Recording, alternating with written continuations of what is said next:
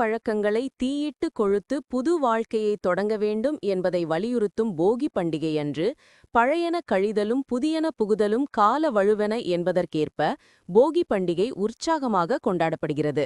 இந்நிலையில் புகையில்லா போகியை கொண்டாடுவது குறித்து பொதுமக்களிடையே விழிப்புணர்வு ஏற்படுத்தும் பொருட்டு மாசு கட்டுப்பாட்டு வாரியம் சார்பில் திருவள்ளூர் மாவட்ட ஆட்சியர் அலுவலகத்தில் ஆட்டோக்கள் மூலம் துண்டு பிரசுரங்கள் வழங்கி விழிப்புணர்வு பிரச்சாரம் நடைபெற்றது.